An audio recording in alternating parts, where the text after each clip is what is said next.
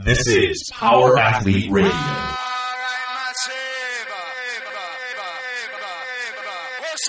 With your hosts, Denny K, Professor Booty, and the Luke Summers. And now, toes forward, hips locked, shoulders set, and retract those scapulars. It's time for some knowledge bombs.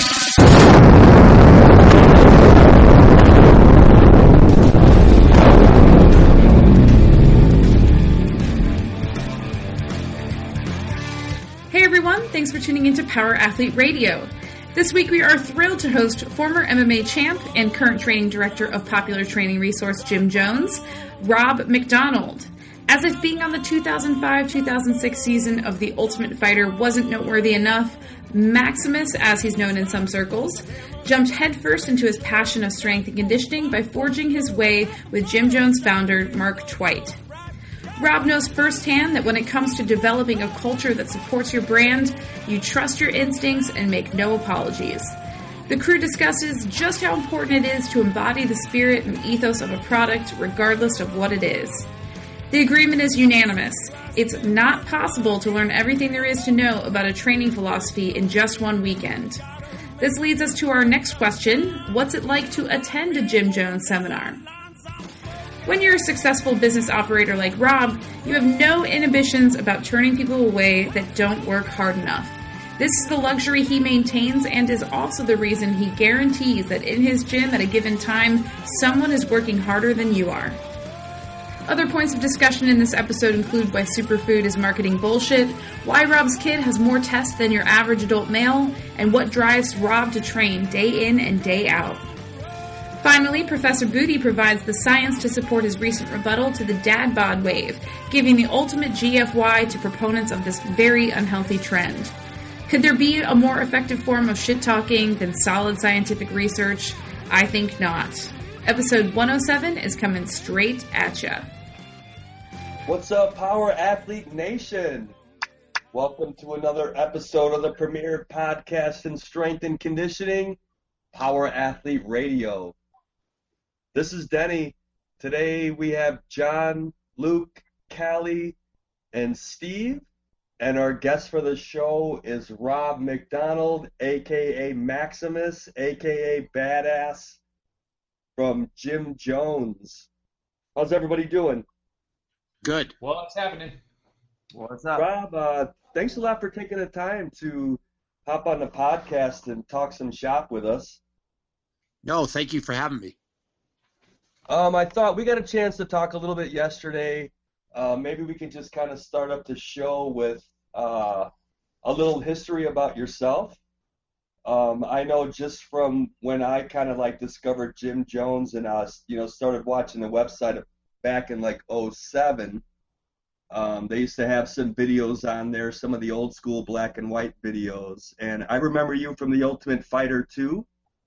And it seemed you weren't in those videos, but, somewhere I want to say around '07, maybe early '08, you started showing up on the website. And, maybe we can just kind of talk about, like, your background and then how you found Mark and Lisa and just kind of, we can just kind of start from there. Yeah, for sure. First of all, I apologize about my voice. I've come down with a bit of a cold. But in terms of how, I met the people from Jim Jones, I was living in Toronto, and I'd fought in the Ultimate Fighting Championship in 2005 and 2006. I was training for a world championship fight in another organization called Ring of Fire in 2007, and Jim Jones was working on a movie in Toronto called Repo Men. It starred Jude Law and Forrest Whitaker. Sure. They were training Jude Law for that, and I had a friend that was a producer on the movie. And my friend had said, you've got to meet these people. And I said, frankly, I'm not interested in meeting a bunch of Hollywood trainers. And she's like, no, you'll like them. They're really, really good. So after a lot of convincing, I went down and met them. And, they were really quite amazing people, very like-minded philosophy, and, just really good folks. So started training with Lisa there. Trained for a few months leading up to that fight I had, which I won. And because of the educational background I have, and I was a police officer for a number of years and have done a bunch of other things, they hired me to come down and be general manager of the gym. And so you would have seen me start really appearing on the site in 2007, and early 2008 was when I taught my first seminar. Now, I'm trying to remember, when you were brought on board, were they still at the old facility, or had you moved into the new one? No, we were still at the older facility, and we moved into the new facility about 4 or 5 months after I got there.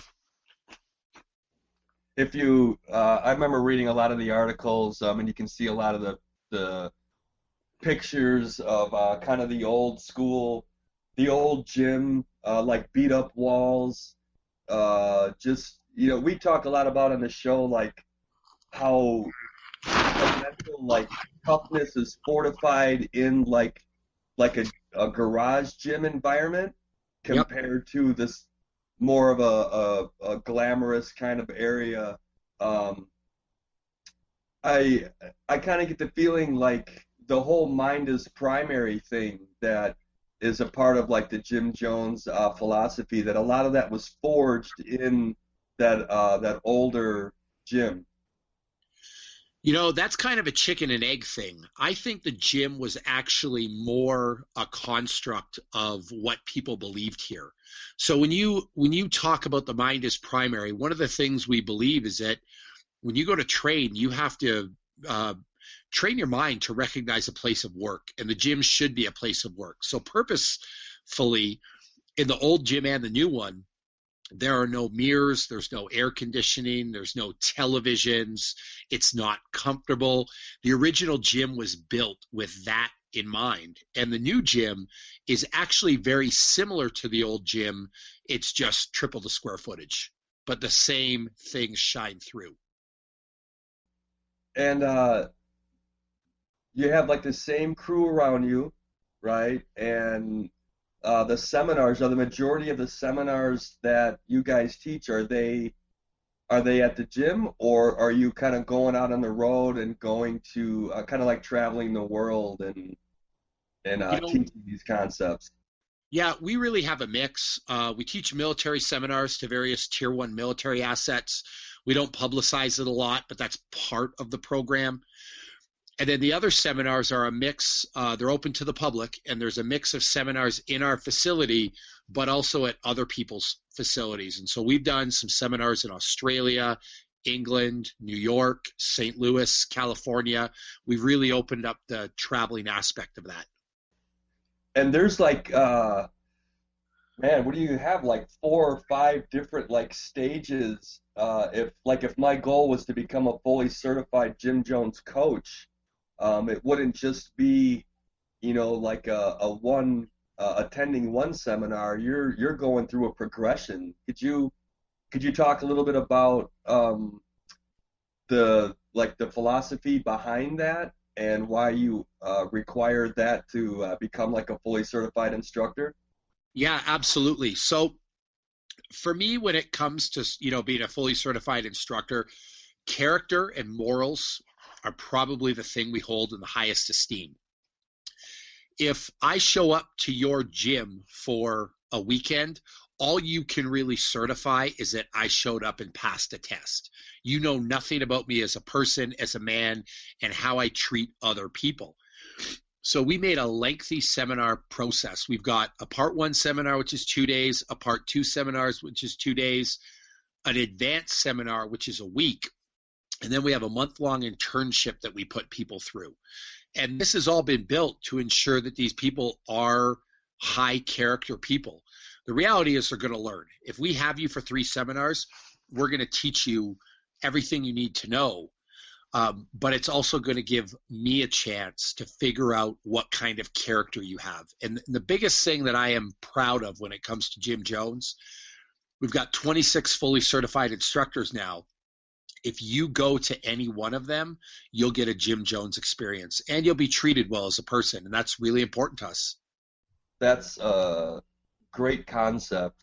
Yeah, Rob, this is Luke with Power Athlete. that's one of the things that people have a hard time grasping, because we have a traveling seminar as well, and in order to become to get up to speed, just to give a 2-day seminar, and maybe we'll round it to 16 hours of content, you need to put in about 300-400 hours to be able to run that thing on your own. And like you said, building the ethos, building that character to not only deliver the message, but to embody all the information and how it's supposed to be projected out. And it's funny because we'll walk away from a seminar and somebody says, oh, I want to be on your squad. What do I have to do? And it's like, well, you got to go to about 3 or 4 more seminars. Then you got to move out here. You got to train with us for at least 60, 90 days. And then we'll start the process, So it's like, it's a relatively high barrier of entry when you're really trying to protect the integrity of the brand and the body and the personality of the content. Well, I mean, even more than that, I know when you guys came on and we kind of vetted you guys into the seminar and more importantly the training system, there was just like questions and answers. I mean, over the course of 5 years that I've taught hundreds of these things, every time somebody hits me with a different question, and just the ability to have that kind of wide base to be able to answer anything and build upon it was really the hardest thing that I found with kind of educating people. And the thing which is most frustrating for us is that people come with such a low knowledge of training and just use standard methodology and not really thinking outside the box in terms of how to work with people with special populations. Like, you can't just paint everybody with a broad brush. And I think that was the thing that was most frustrating for me, is I'm like, how do you guys not know this? I didn't create this strength conditioning thing, basic physiology.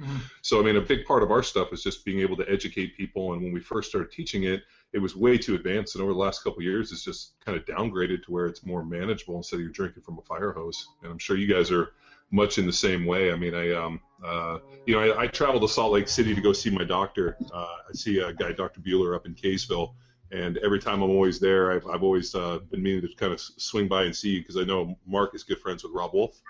Yep. And so, yeah, and Rob's always like, man, you should swing by and see those guys. And just never have. I always kind of fly in and fly out. Have you ever heard of Dr. Bueller? Yeah, Craig Bueller. Doesn't he do muscle activation techniques and ART and prolotherapy and stuff like that? Yeah. He does all. He's kind of the creator of the AMIT stuff, which is the activated muscle integration technique. And so, yeah, I've been seeing him for years. And at my lowest point in terms of physical performance after basically killing my body for a decade in the NFL. I went and saw Dr. Bueller when I thought my whole world was ending, and I walked out of there 3 days later feeling like I could have run through the car that was running by or was driving by. So I go see him every couple of months, and it's so to me, Salt Lake City is a pretty good place. I always have a lot of fun whenever I go there, because it's always like I get to go and actually feel better. Well, no, if you're ever here, stay for a couple extra days. You're more than welcome in the gym. Oh, that's awesome. No, I've always dug what you guys did. I mean, I kind of remembered when I first was introduced to CrossFit, one of my good friends and a guy I used to do a bunch of training with, a guy named Andy Stumpf, is a former Navy SEAL, had done some work and worked, I guess, with Mark a little bit.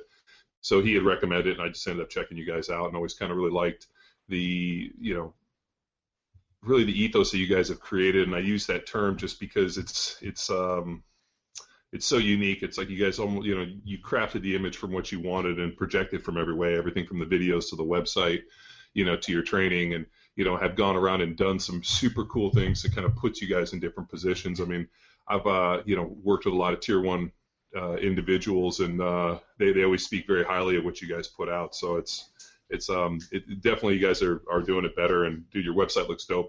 Every time I've ever looked at your website, I've always been very, very impressed. So that's always good for us. Well, thank you. I really appreciate that. And that ethos, I mean, that's something we try harder than anything to protect, because without that, the whole thing falls apart. And I'm sure you guys have found that. But what you were talking about, if I want to be part of your crew, having to spend 60 to 90 days there and go through a bunch of education, it speaks a lot about your brand as well, and what you guys do. And a lot of times, somebody goes to a seminar, they get certified in 2 days. You can end up with a lot of shitty gyms, frankly, in that kind of scenario. Yeah. Well, I mean, when you try to, do this kind of mass deal, and you have people like you obviously, got on pretty early, and I always appreciate when people give me a little backstory about how they got to this. You're like, oh, I was not only am I a professional fighter, but I was a cop, and you kind of go through all this, like start kind of almost building a resume of how you got to where you are, and more importantly, like I just wasn't like a mortgage broker who did, Mark Twite's mortgage, and he decided to bring me over as a gym manager, and then I got into fitness that way. So it's always interesting when I talk with people about, what's your journey to this point? How did you find me? More importantly, what work did you do before this? I mean, everybody that works for me on my seminar staff now actually ended up finding us through the website and following the training, and then contacting us after having done the training for a long period of time, and then we brought them into a pretty extensive vetting process. But I really can't think of anybody that didn't find us somewhat organically. I mean, Callie, great example, and pretty amazing to see the transformation in people and see them grow and progress, and then be able to kind of bring them in and show them all the backstory, and more importantly, like, hey, this is why we do what we do, and this is more importantly how it affects and how it applies to kind of universal type stuff. So it's and then then you have to go out and use it. And you have to be able to stand up in front of a group of people and convince them that you're the baddest motherfucker on the planet and you're the smartest person on the planet. And that's pretty much the goal when these guys go out and teach a seminar. I go out, I'm like, if anybody leaves here and doesn't think that you guys are the sharpest fucking people on the planet, you failed. And I'm sure you guys do exactly the same thing, that everybody leaves there being like, God damn, I had aspirations of working with these guys, and now I just want to like be around them. And I think that's kind of the goal, at least I see from your guys' stuff, all the pictures and the content. So I have not been to one of your seminars, but I'd definitely like to swing by and see you guys at some point. No, we'd love to have you. That's our goal. I mean, I tell everybody that my goal for them is when they leave the seminar to tell people it's the best seminar they've ever been to, whether it's exercise, mortgage stuff, medical. I want people to have the best experience possible and learn as much as they can. Can you take us through your seminar a little bit? Like, just kind of like, give me the big bullet points, like the macro, the 10,000 foot view. Yeah, we part one is fairly basic and fairly introductory. We cover our philosophy, which I think is the most important part of the seminar. The reality with training is, for us, you can have an exercise physiology degree and you can have all the information in the world, but how you implement that stuff is more important than anything else. So we spend a lot of time on philosophy, and that's where the mind is primary, is really hammered home. We cover some very basic nutrition. We cover recovery practices. I think a lot of people, are willing to do the hard work, but how many people are having ice baths every day, on a foam roller, going to see Dr. Craig Bueller, doing all the things that you need to do to keep your machine running well and efficiently? And then we cover programming. And mixed in that are four, fairly difficult workouts. Once we're done that, we go into part two, which is 100% programming and hard workouts. And then we cover advanced programming and what I call some advanced nutrition. Do you find that there's a lot of misconceptions from just, you're probably going to see it more like at the introductory level seminar, where people kind of assume that like the programming at Jim Jones is just like volume, and kind of misunderstand it. And the reason I asked that is because I remember the old website, the black and white, and you would put out a template, and some of the feedback that I would read would be people asking things like, well, are you supposed to do all of the content you're putting up there, or am I supposed to pick and choose? And then this coupled with like the not seeing the full picture of what you're trying to put out there, maybe they just think like, it's train 7 days straight, no rest and recovery, just volume, and being like hammered into the ground. So Rob, I'm going to give you a little context on that, because within our seminar, we also put our programming out on the website, but it's a variation of it. And when we get to the programming aspect of it, it answers a lot of questions that we put out a free version, follow it, do what you're going to do. If you're going to ask pretty complicated questions, we're just going to point you to the seminar. So I think just maybe giving some of the people who are following the programming, trying to pick it apart, maybe bridge the gap between what they see on the site and what they'll learn in the seminar. Yeah, the reality of what's on the site is we generally don't believe in prescriptive training because we believe all training needs to be individualized. So what you see posted on the site for us is a record of what was done here by certain people. So on any given day, on a Monday, you look on the site, I could have done a workout. Preston could have done a workout, which was one of our guys here. Stu Bradley, one of our guys here, could have done a workout. And it's just a record of what was done to give people ideas of what they could do at home. And even though we say it a bunch of times on the website that this is not a prescription, it's just a record of what happened here, people don't read and they don't pay attention. They try to, people don't read anything. No. And then they think that everything I do, I post. I don't post a lot of the stuff I do, and people have a hard time following a program. Or what's worse is they look at the person that trains for a living that doesn't have another job other than training, and they assume they could just assimilate their program, but they have a 60 or 70-hour a week job. They've got 3 kids. They've got a wife. There's no way they can train 10 or 12 times a week. Well, the other one we get to is, and where you are in your training journey. That was like the biggest kind of stumbling block I ran into when I first kind of, because I kind of, and you definitely know this, as a professional athlete, you're kind of an elitist in a lot of ways, in that I trained at professional athlete facilities with other pro athletes. My friends were pro athletes and pro football players, and, the training we did was unique to us, and it was usually supervised by some professional. And when I got out and kind of got into this kind of whole functional fitness CrossFit community, people started asking me about my training. And when I would tell them about, hey, this is what I do, they were like, well, is that stuff I should do? And I was like, no. Where are you in your training journey? Like, this isn't what I did after 20 years of training. Like, this is what I did in my first couple of years, and there was a progression. And I was just kind of amazed that people thought, like, hey, I can just jump into the most advanced stuff. I'm like, dude, my job, I got paid exorbitant amount of money to do nothing but lift weights and train and prepare for this job. Why all of a sudden do you think after, deciding that you want to get some barbells and put them in your garage in 2 years of training at age 30, do you think that would be something that would be even pertinent or even, practical for you to work for? And, I think what was different about our program a little bit is we went the opposite route. We said, what can we strip away that anyone could do? Well, yeah, I mean, right? So, yeah, it was basically, finding, being able to kind of categorize people into different levels of adaptation and, exposure to, like, hey, are you a beginner?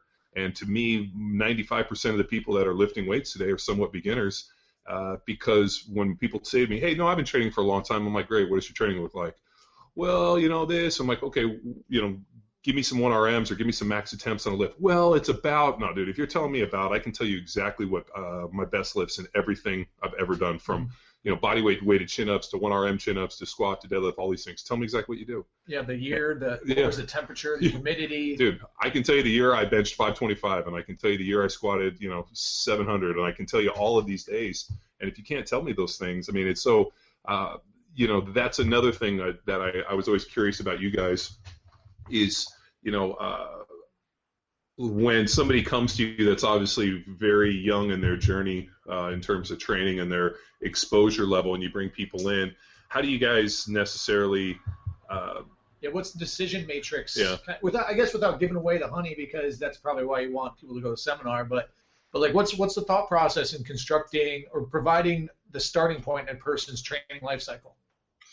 The biggest thing we do is we put people through some type of assessment. I'm not a big fan of an hour-long assessment because you can't tell much about a person in an hour. You put somebody through some type of functional movement screen, it tells you a little bit about their balance, maybe their mobility, but it doesn't tell you how hard they're going to work. It doesn't tell you work capacity over a week or over 2 weeks, and I think those are really important things.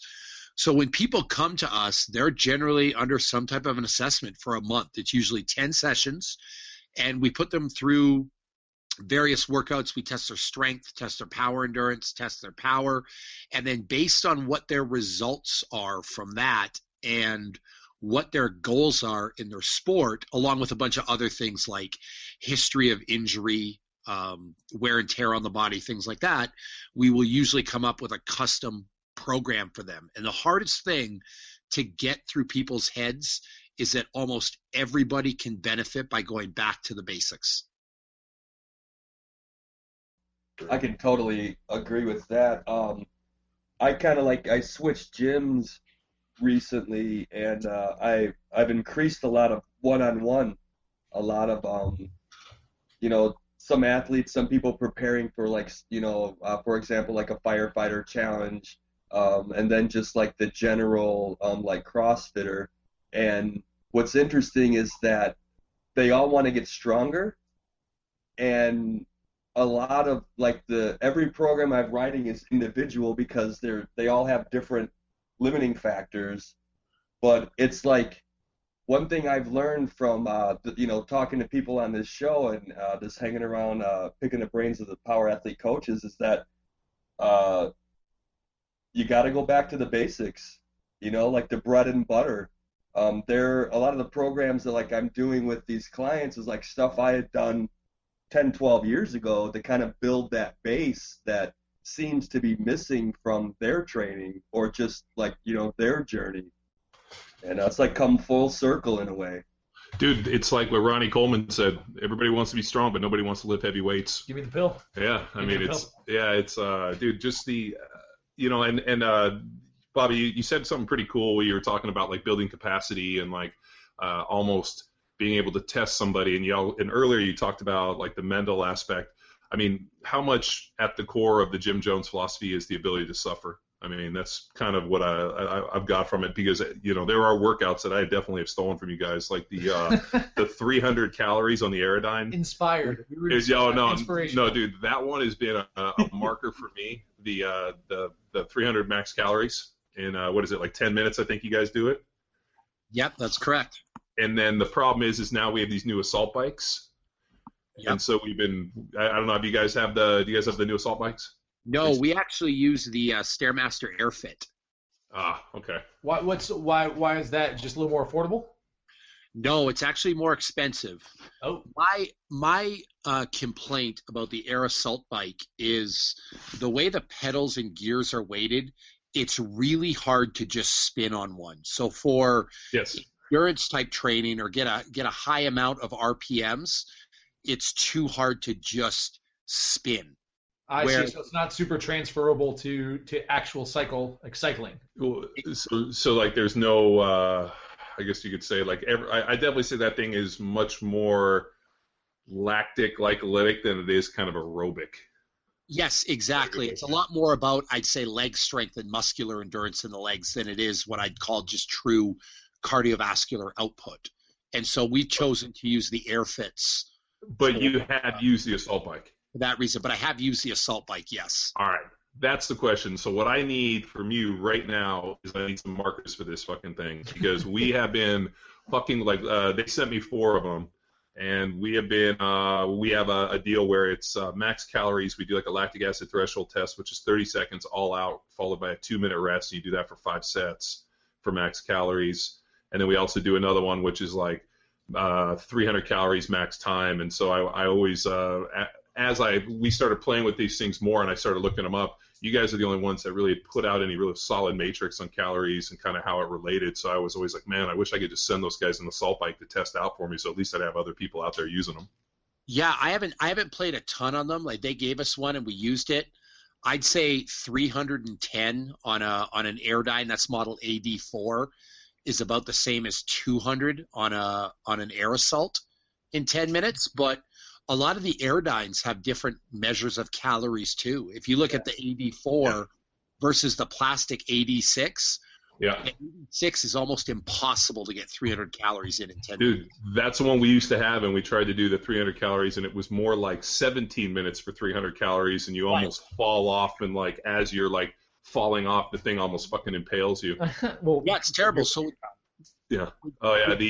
The assault bikes are. We've been playing with them left and right, and we can definitely do some torture stuff with them. But I think it all goes back to what I was just kind of mentioning a little bit earlier.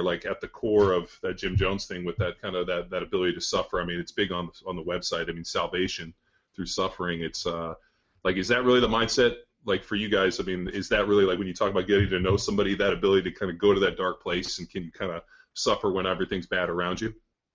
Yeah, the biggest thing with that, I think suffering can be a harsh word at times, but we just want people that are willing to work hard. I've worked with NFL athletes that work really hard, that add to the spirit of the gym, and I've worked with guys that I've had to throw out because they don't work that hard.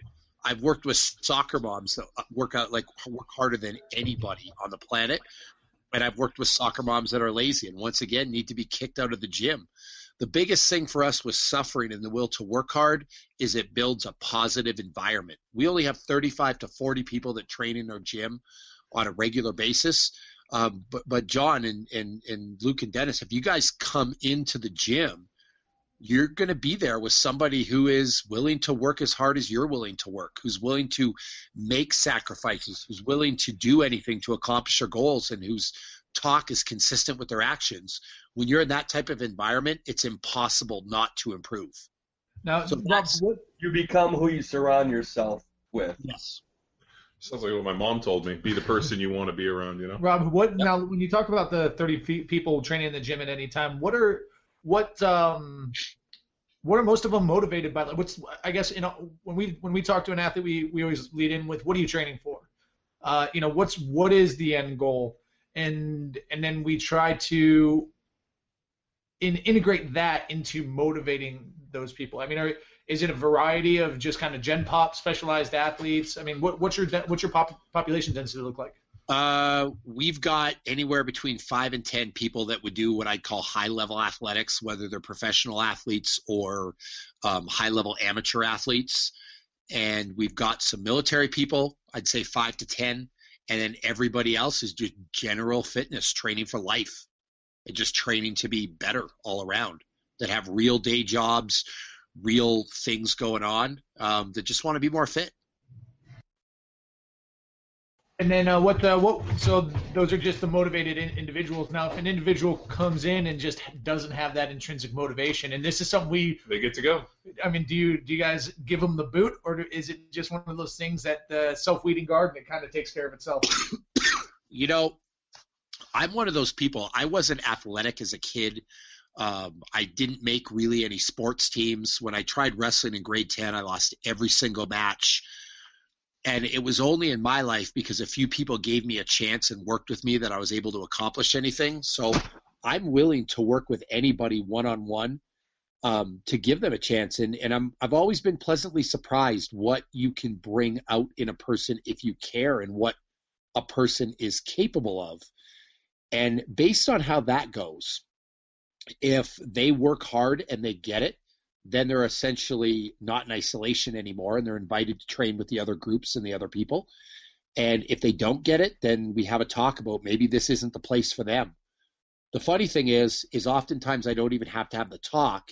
They know they don't belong, and they kind of self-select out anyway, because they want to be part of something, and they know they don't have the parts, so to speak, so they just leave. Yeah. Sounds great. Actually, this it's I always wanted to own a gym. I just didn't want a lot of members.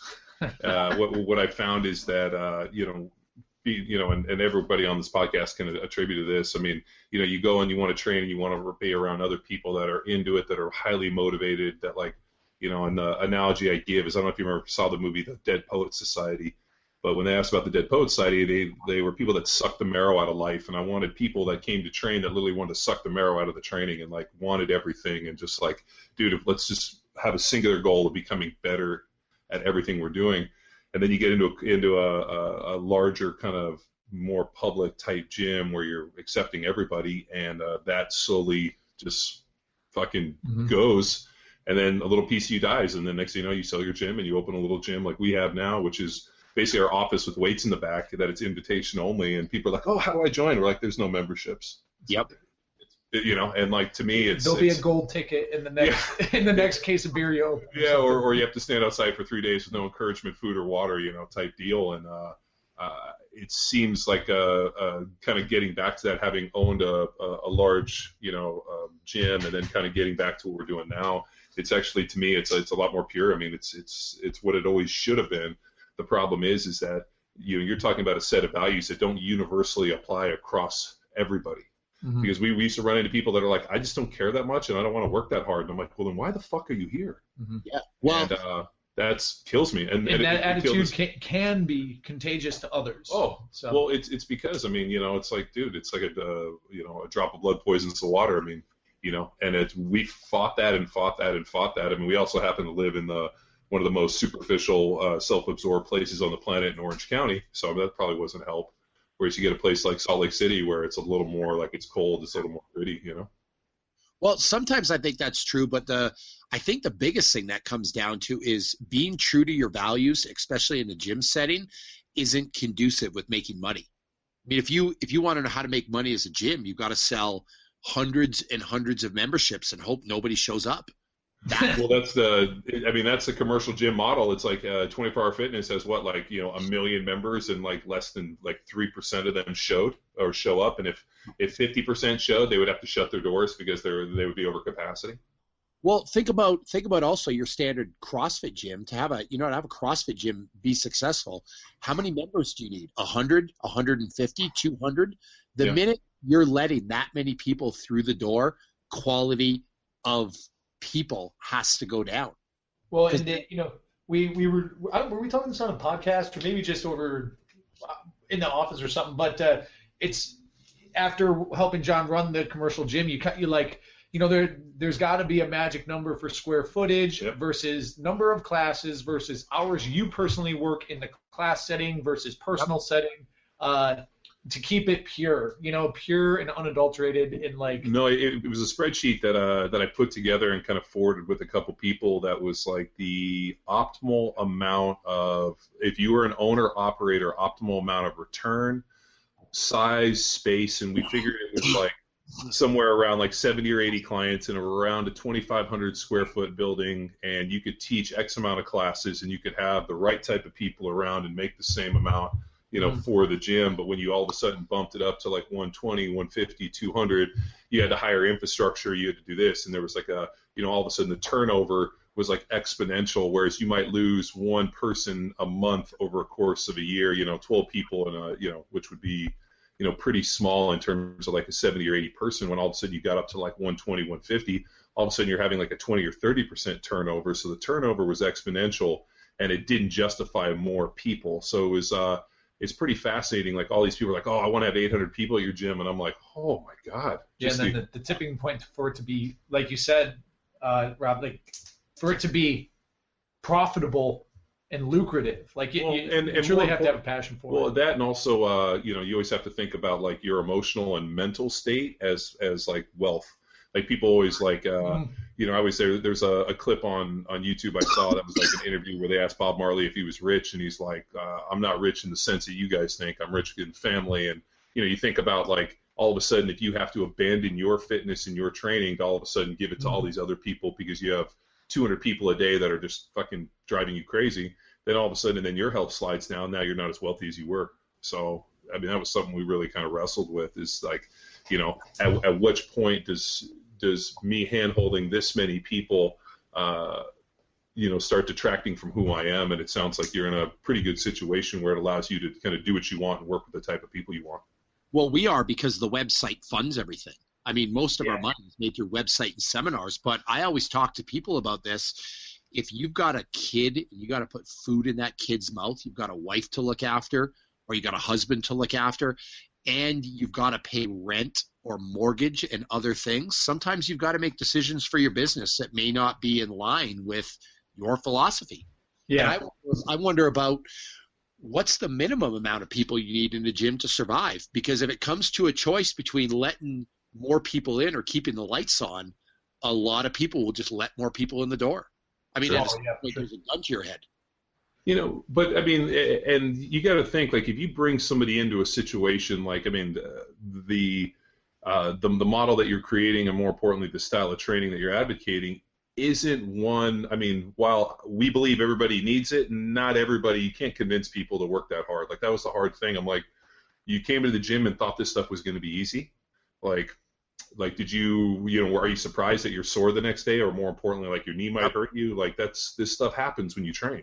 So, I mean, for me, that was kind of the harder part, was being able to kind of, especially coming out of my previous experience, like trying to tell people, I'm like, what did you think was going to happen? Did you think we were just going to come here and like hold hands and sing Kumbaya and eat cupcakes? Like, dude, we're going to come here and you're going to bust your ass and you get to go home.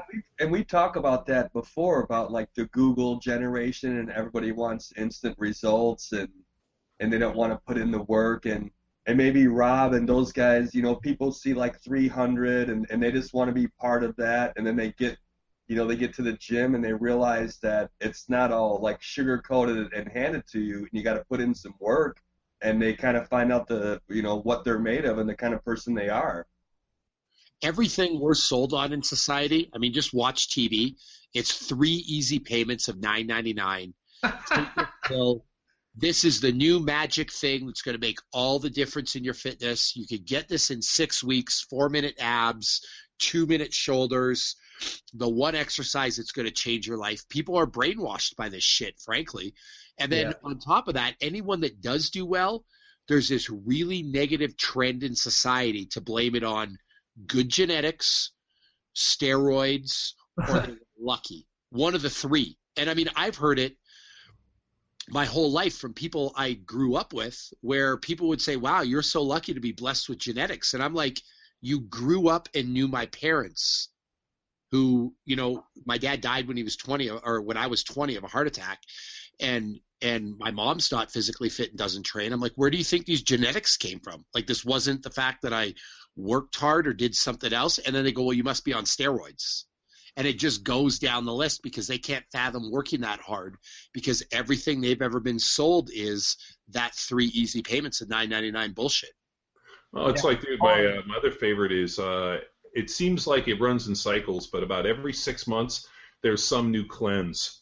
Like, there's like, hey, drink this, you're going to do this cleanse. And like, I get an email probably once a month about some new cleanse. And like, I'm like, dude, do you really think that like all of a sudden you're going to be able to negate all your basically lack of training, lack of sleep, lack of attention to your nutrition? All of these key factors are somehow going to get mitigated, and you're going to turn it around with a 3-week cleanse of doing, nothing but aloe juice and kale smoothies. And I'm like, cayenne pepper. And cayenne pepper. And, but that 3 weeks, I'm going to be so on point with this that it's going to negate all my deal. And I'm like, dude, it's like a bank. Like, if you don't put money in every day, you're not going to have a balance. You're going to have a negative balance. And 3 weeks of drinking kale smoothies isn't going to create a balance for you. No, or the new superfood. For a while, it was goji berries, and that was acai that would turn you into some Brazilian warrior. And then that kind of went by the wayside. And then it was chia seed, and you needed that. And people just constantly the chia seed thing came because they had a guy put that Born to Run book out, where those Mexican Indians were like running through the hills with like the tire on their feet for like 200-mile races, eating nothing but chia seeds, and everybody's like, oh, chia seeds are the superfood. That must be the reason. I'm like, no, the reason those guys are able to run 200 miles is because at age 3 they were running 10 miles, and their dads were running 200 miles, and they run that 200 miles like religiously, and like they've lived in a genetic population where they probably are like, lung capacity twice that of a human. They live in the mountains. They run. I mean, from the time they can walk, they're literally running these trails. Yeah. But you think it's the chia seeds? Yeah, a 2-decade gradation process to get that capacity. You know what blows my mind is that people work really fucking hard to not work hard.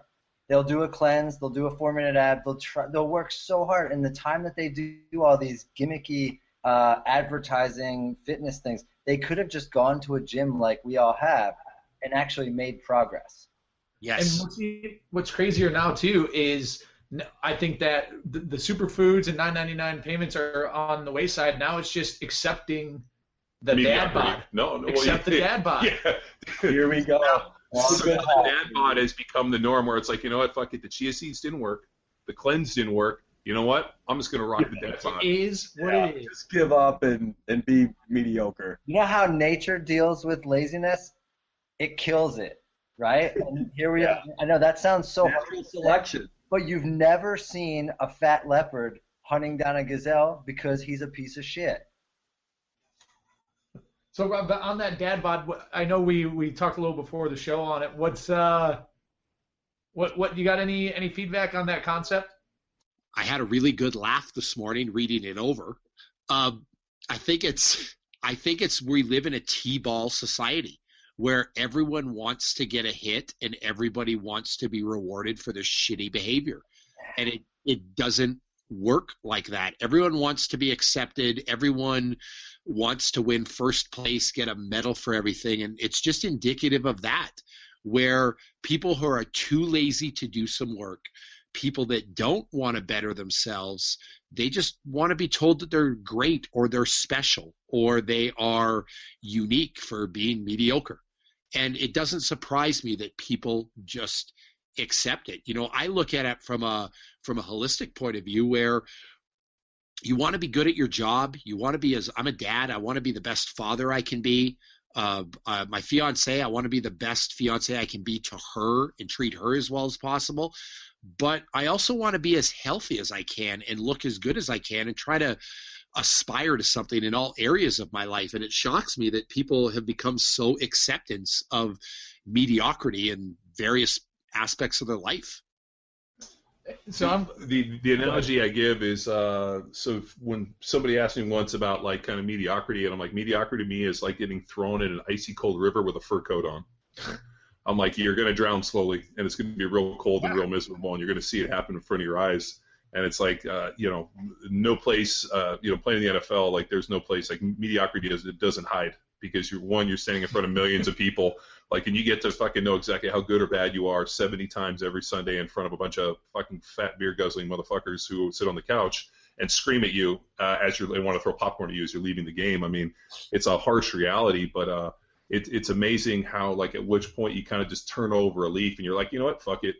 It's just me, like this is who I am, accept me. And instead of being like, you know what, I'm going to try to strive for something more, I'm just going to try to get everybody together and be like, well, you know what, this is all good because you know what, this is a look, this is the dad bod. And so what I'd like to do is, I guess, Steve, real quick, let me get you going, because Steve wrote what I thought was an awesome article on our site.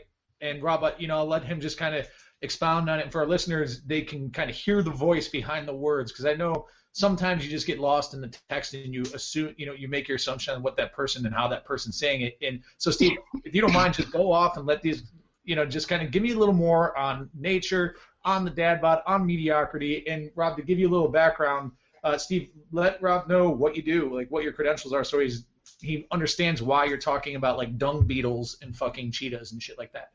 Yeah, so I'm an evolutionary neuroscientist who studies attractiveness in the brain, and know that from basically any species that you throw at me, how they mate. And the dad bod thing, what really irritates me and got me fired up. And then recently there was one about the mom bod, which, like, Jesus. What fires me up, I don't care about mediocrity so much. If you want to be mediocre, go ahead. My kid will kick your kid's ass, and I'll kick your ass. I don't give a shit if you want to be mediocre. But let's not make it acceptable for being mediocre for a number of reasons. One is for the health reasons that you guys talked about. It's not okay. It's not okay in terms of health and fitness and wellness. But the article, what really pissed me off was like, the dad bod is the new hot bod. It's less intimidating. It just infuriated me because it goes against everything that the science of attractiveness suggests. And on the Facebook page, there was some comments about, well, what about brains? Aren't brains? Yeah, brains are attractive, but guess what? You can't see somebody's brain from across the dance floor. So yeah, brains are great, but they're greater on a guy who looks like a fucking Spartan. So and then dad bods, they like to have beer and pizza. Yeah, hey, guess what? So do power athletes. They like to cuddle. The idea of it being attractive goes against everything in attractiveness research across every single species on the planet. There are physical characteristics that make certain individuals more attractive because they represent better genetics, better sperm, better protection, better resources, that somehow I almost feel like this girl, I forget her name now, this little Clemson girl, I feel like she almost put it out there. Either she's got an ugly boyfriend that she wants to cheat on, or she just can't get anybody because she's like not attractive. I feel like she's giving an excuse for both men and women, saying it's okay for dudes to be unattractive and chubby when it's not. And I get it, like you, Rob, I get it all the time being a college professor. Students, oh, do you take steroids? Yeah, oh yeah, I take steroids. Do I look like I fucking take steroids? No, I look like I go to the gym 5 times a week and I don't eat Taco Bell. Other professors, when do you ever find the time to work out? I make the time because I'm not home watching The Bachelor with my fat wife. And it's not like I'm unproductive. I don't need to boast about my academic career, but I've been very productive, both in the weight room and in the academic arena. So people can do it. It's pure laziness. And what really pissed me off was the science behind it. Listen, here's the critical litmus test of the dad bod. Okay, take 100 reproductively viable young women, ages 20 to 28. Place them in front of 2 pictures, one of a dad bod, one of whoever, John Wellborn, right? Shirt off. Who are they going to take home for the night if they're going for a one-night stand, right? If they're going for pure reproductive, I mean, there's no question. Now, well, dude, I played in the NFL, so obviously I've good genetics, and they know that I have a little bit of money in my pocket, so they're probably going to choose me just out of the hope to be a baby. Weren't you voted like Mr. Philadelphia at one time as well? But here's the critical. One of 50 best-looking people in Philly, but that's a really shallow pool if you guys have ever been to Philadelphia. Whoa, that's my hometown. I know, that's why I said it. That's why you're 49. Yeah. Here's the other critical factor. In our society, in nature rewards the body type that can acquire prey, avoid predation, and otherwise is just a reproductive powerhouse. In humans, having a good body is almost never purely genetic, right? Who do you know that is completely like ripped, shredded, jacked, whatever your fucking term is, with their shirt off, who doesn't do anything, right? I mean, I played with some guys like that. There are a few, but they're rare. In the 7.5 billion people on the planet, it's a small percentage. So in addition to looking jacked, right, it also is an indicator that you're a hard worker. So why wouldn't that be attractive? I don't know. The whole dad bod thing has got me infuriated, and it's gotten me since my post on the Power Athlete Facebook page. It's gotten me over 24 emails or text messages, many of which were hate mail. Some of which were pictures of women without their clothes on. So, whatever. I think a lot of it is just excuses for settling. Oh, it's excuses. You know, you're talking about what the girl's motivation is, but people settle in life. It's what they do. They settle for a partner. They settle for a job. They settle for something less in their lives, and they're really not okay with it. So they've got to make up some kind of excuse of why they're okay with it. Yeah, certainly. And what it is it's part of a psychological process known as cognitive dissonance, right? Yep. I can't battle with my mind about the fact that this couldn't possibly be okay and attractive. So therefore, I'm going to come up with an excuse. I'm going to come up with a label, and it's going to go fucking viral because guess what? Everybody else has this cognitive dissonant psychological state as well because they're fat, overweight, out of shape. So hey, let's go ahead and say I'm going to release a hashtag called diabetes bod, the new sexy thing. Let's go. Yeah, and it makes your behavior okay to alleviate that cognitive dissonance. Yeah, absolutely. Well, I mean, Steve, do you think that that maybe, and like let's play the Kardashian role, like do you think that maybe the dad bod thing was put out to like for her to generate interest? I mean, it's become a super hot topic. I mean, maybe this was her chance at 15 minutes of fame, or do you think she's that smart? Or the fact that, like, she's like, you know what, this is pretty polarizing. People are going to freak out about this, and I'm probably going to generate a lot of media attention. Or it's just like she's really really attracted to the guy who looks like he eats pizza and beer every night. Here's the deal. Why don't we get her on the podcast and ask her? I think that her and her sorority girl sat around one day, looked at pictures of their boyfriends, and were like, oh, yeah, they all have dad bods. You know what I mean? I don't know. I just don't know. But I bet they're all like. And then Professor Platek. Here's the litmus test, right? How many people go to watch? If we made a sequel to Magic Mike, right, which is the big stripper show with a bunch of dad bod fucking strippers, how many people would go to that movie? I'm pretty sure they had a movie like that with like some English dudes. Yeah, but it was a comedy. The Full Monty. But that was more of a comedy. It wasn't all about naked dudes. Well, yeah, but I mean that was the comedy, so obviously there's your test. I mean, so you had the full Monty versus the Magic Mike. Yeah, exactly. And, Steve, I read an article a while ago, and they talked about how like current society, the current version of human beings is the result of only the strong survive, right? Like if you go back through all of the history of human beings, thousands and thousands of years, like the weak were all died, and like the stronger version, procreated, and like in a sense, like we all have these genes of like Spartans and Hercules, and if those guys got in a time machine and saw what their efforts became in the future and saw the current version of man, they would be like immensely disappointed. Well, I mean, Denny, Rob Wolf talked about it, and also Lalonde talked about it, where they went back and looked at like just blood works of our grandfathers, and I think it was Doc Parsley was talking about it as well. That just in terms of like testosterone counts and sex globulin binding hormone counts of like 10 and under, when most people are in the 40s and 50s, that our grandfathers had probably 2 to 3 times the level of free testosterone in the body, and I know that for and it was Doc Parsley who talked about it, but just offline, him being like, the comparison that we have of blood work when they were doing these tests compared to what we have now, we're probably a third of what our grandfathers were, and that was just 2 generations.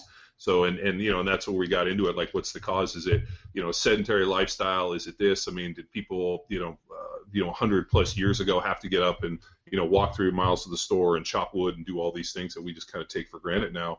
Or is it leaching plastic? Is it environmental? Is it the chemtrails in the sky? I mean, what are these factors? And when I kind of pinned him down through them all, he goes, it's everything. We just live in a different time when the way that we have evolved over a certain amount of years is no longer being stimulated the way that it was for the last, X amount of generations. And so it's, if anything, it's it's good. I mean, you have things like the Jim Jones type stuff. I mean, I always would, and, Rob, you'd probably be able to give us a yes or no answer, but does Jim Jones become as successful as it is without the movie 300? I don't think it does. And a lot of that has to do with notoriety. We don't have a lot to do with that anymore, and we, to a certain degree, don't advertise it anymore. But without it, I don't think we would have got the notoriety that we got. And when you look at what Mark did with those guys, that was the first time in Hollywood that there were that many good physiques in one place. Yeah. That actually really worked hard for it. I think that was the first movie people sat in that said, "What the fuck just happened here?" Like, I want to know what these guys did. Well, for me, I looked at those dudes, and obviously it looked like one, they had trained, 2, they had all done a similar training because their bodies were all similar, and it wasn't back in biceps. It wasn't back and buys fucking quads in a 7-day split. So, the training looked universal. The other thing, too, is look at what it fucking did for beards. I looked at the movie 300, and I was like, those guys are in good shape, man. We got to go bust our ass at the gym. A bunch of other dudes were like, I got to grow a beard. I'm like, fuck. It's easier. Yeah, it's way easier to grow a beard than it is to fucking get that shape. But, no, I mean, I always think, like, just in terms of Jim Jones, CrossFit, the Synergy, Facebook, all these kind of medians all kind of happening right at the same time. And then all of a sudden the movie 300 hits, and I just wonder, like, fuck, how many people actually sat down and was like, how did the guys in 300 get in such good shape into Google? I think you told me that. Yeah, definitely. And, it was, I remember it was the off season when that movie came out, and these 2 girls I know were like, hey, do you want to go see that movie? And I was like, yeah, sure. I knew nothing about it, and I sat there and was like, holy shit, this is, such a move from like that kind of standard kind of mindset of what you're used to seeing in the movies. Now all of a sudden here's like big, strong, athletic dudes just fucking beating ass. And that and it was one of the first movies that had more than an individual representation of masculinity that was powerful. Most of them, you get Rambo, you get Rocky, whatever. Like, and it's one or two dudes, and all the rest of the guys are, like you said, they're in the fans watching with their beer guts. Here we had, on both sides, thousands of individual men who were in shape, fighting and battling. If you don't mind, I just want to go back to the one point about testosterone and these environmental things. We oftentimes forget, or perhaps we don't know, that the most influential component of testosterone outside of our natural genetic biology is the social situation. You can look across any primate species and see that the alpha male has more testosterone than the beta male, who has more testosterone than the slew of omega males. And I think one of the things that's happening in this sort of, you said, this 2-generational drop in testosterone is we're not allowing our young boys to be masculine. Like my young boy, he goes to a school, and they're allowed to roughhouse a little bit, but they don't get in fights anymore. They don't punch each other. They don't compete. Nothing is a competition, and nothing can raise testosterone more rapidly in the immediate moment than a one-on-one competition. If you and I line up for a 100-yard dash or a 100-meter race, the winner has an increase in testosterone. If you and I play internet chess in different continents, the winner has an increase in testosterone. So we're doing our children a disservice by this, what Rob said earlier, which is give everybody a trophy, because there is no competition. You have to lose and have that drop in testosterone and growth hormone and blah, blah, blah, et cetera, psychopharmacology that drives your brain to want to win, to want to compete. And without that, what these children are learning is this whole 3 payments of $9.99. That'll get me what I want. I don't have to compete. I don't have to work hard. I don't have to do shit but sit on the couch and watch people work out when I watch the CrossFit Regionals this weekend. Well, Steve, know that my child is in safe hands. Oh, absolutely. So is mine. I tell my kid to beat up the neighbors every day. With a black eye. Yeah, my little dude, his 3 favorite movies in order are Blade the Vampire Hunter 2, the original Conan the Barbarian, and third is Bloodsport. Nice. How old is he? He's 6. Perfect. And he's been raised on a steady diet of He-Man and the Masters of the Universe. So Absolutely. he's going to be okay. You're representing all of what people so working at a university setting, which is quite liberal, I'm oftentimes accused of being a misogynist or anti-feminist. There are more feminist males on my campus than I've ever seen in my entire life. And it's a new movement, male feminism, which I'm all for. Like, hey, we do equal work, get equal pay. But I want our boys and our men to look like boys and men and have cuts and have bruises and not pick flowers and that sort of thing. So I agree. My boy watches right now it's like the Avengers cartoons, and he was the Hulk for Halloween. Everything is about getting strong. I am rewarding the sexually differentiated stereotype of what a masculine male is. And I had 2 of my male faculties tell me I was doing my child a disservice the other day. And I told them, dude, if my kid beats your kid up and makes the NFL, talk to me then. Dude, I'm sitting here with a tear in my eye because I have twin daughters. So we have a steady diet of Doc McStuffins and I'm right there coloring outside on the outdoor patio with chalk, making chalk drawings. And I'm right there with you, buddy. And you know what? Well, dude, I didn't tell you guys this, but you guys obviously are at the same position. Like, it seems like every weekend we have like 7 birthday parties to go to, and whenever I go to the birthday parties, I just love to observe the girls and the boys. And like I'll see over there, and the girls are over there, like sitting in a circle, all playing or doing something. And I look over, and like the boys are over there, just like punching each other as hard as they can in the face. They got like ropes tied around their neck, trying to throw each other off of the things. And like the parents are always like, yes, I'm like, you know what? It warms my heart to see these kids socking themselves in the face, trying to mash cake in their mouth. And Kate was like, or my wife's like, we got in the car. She's like, what's wrong? I'm like, man, I want my own little like cake smasher, like little moron, like just just seriously, just like I just watch these 2 boys punching themselves in the face, and I watch my daughters over there, and I'm just like, oh god, can you guys start punching each other? This is just unbelievable. So I'm jealous. On the way home from school the other day. My boy's name is Spencer. On the way home from school the other day, I look in the rearview mirror, and Spencer's punching himself in the head. Now, mind you, 6 months ago, he had a skull fracture and a high-grade concussion, right? So he's punching himself in the forehead.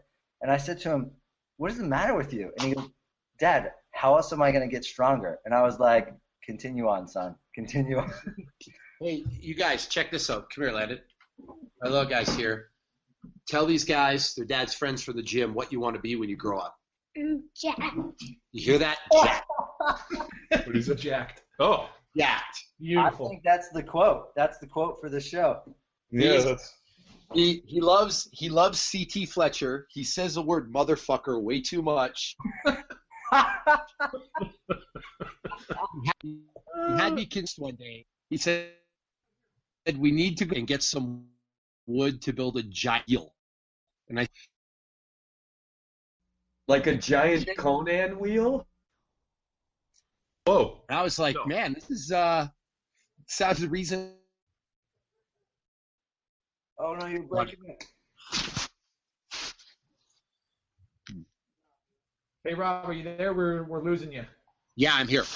Oh, sorry, you're cutting out a little bit. Oh, sorry.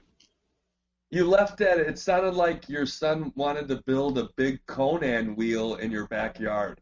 He thinks that if we push a wheel around, we'll grow up to be jacked like Conan, and I can't really argue with him. No. Well, you know what? Here's my thing, Robin. You know physiology of an individual whose primary diet of training is pushing opposed from pulling. So whenever I looked at that big wheel in Conan, I thought at some point he would have had to drag that thing like a sled drag. So like Yes. it just showed him pushing. I'm like, there's no way he would have got all those go muscles in the back without a little bit of dragging. And like, so like, just if I ever got to go remake that movie, he would push it, he would pull it, you'd see him like dragging it backwards, dragging it forwards, pushing it backwards.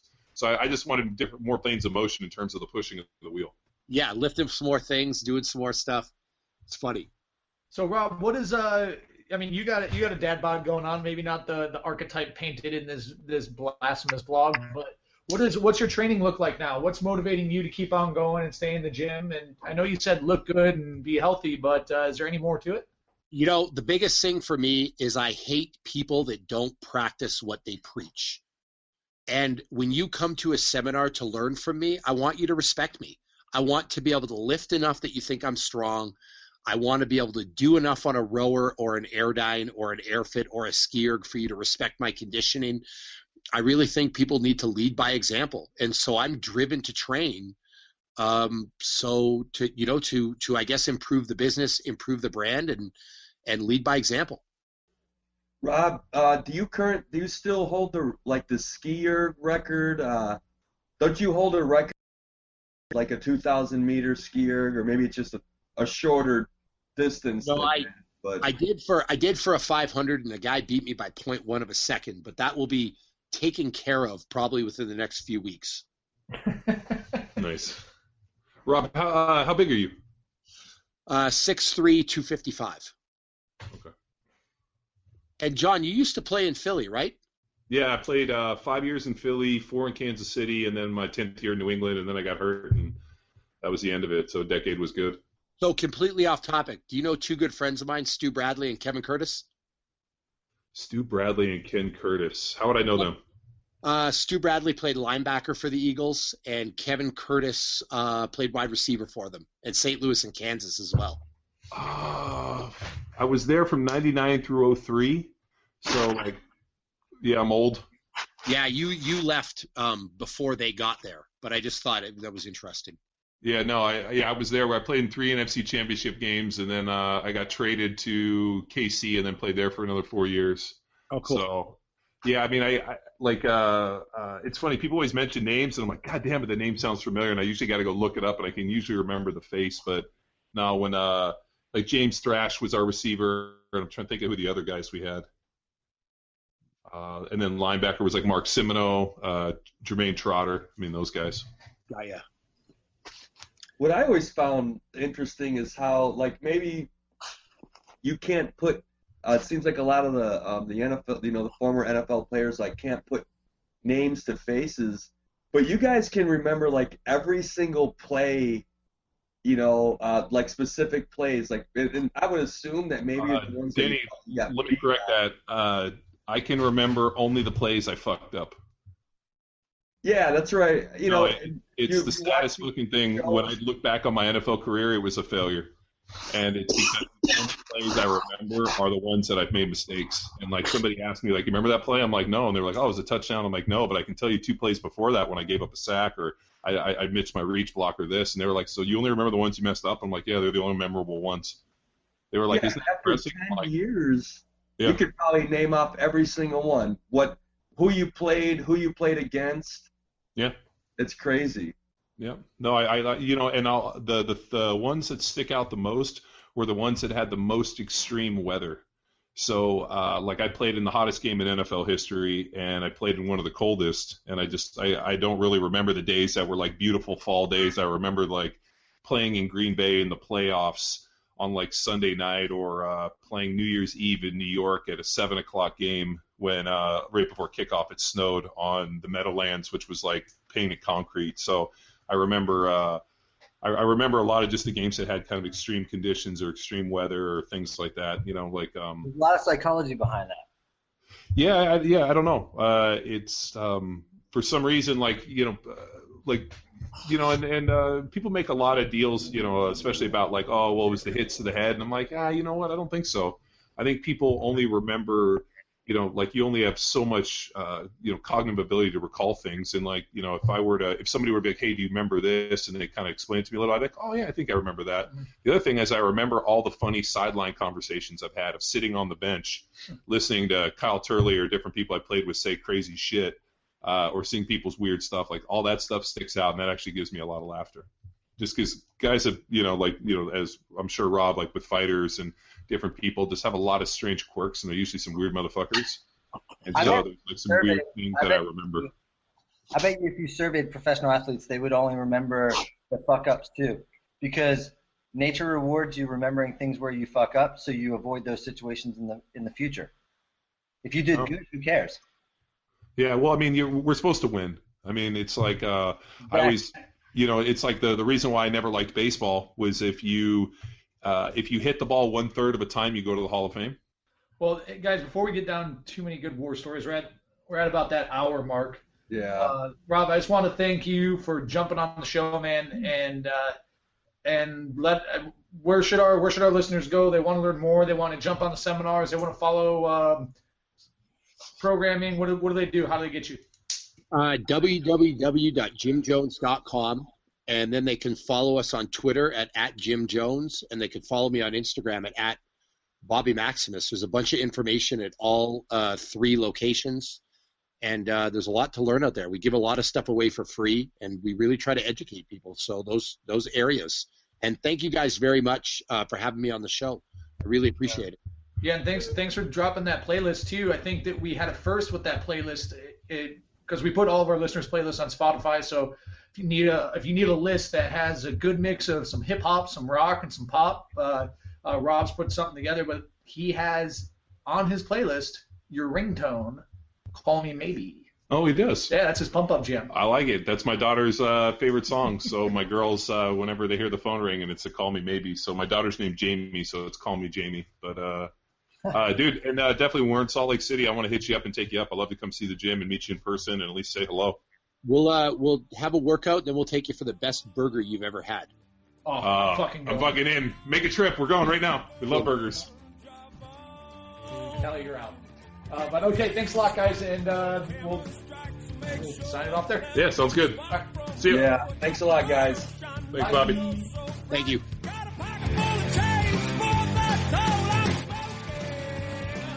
Now it's time for you to empower your performance. Want to learn more about Jim Jones? Visit their website at www.jimjones.com. Remember, that's GYMJONES.com, or at Jim Jones on Twitter. Find Rob on Instagram at Bobby Maximus. Things are definitely getting busy for Power Athlete HQ. If you're fast, you might be able to catch us on the road in the next few weeks. We'll be at multiple CrossFit Games, regionals, events, as well as on the road running the CrossFit football seminars as per usual. Don't worry, because the next time we get together, we'll be in the company of a world-famous DJ. That's right, the world's most muscular DJ, self-proclaimed, of course, will be joining us on an upcoming episode of Power Athlete Radio.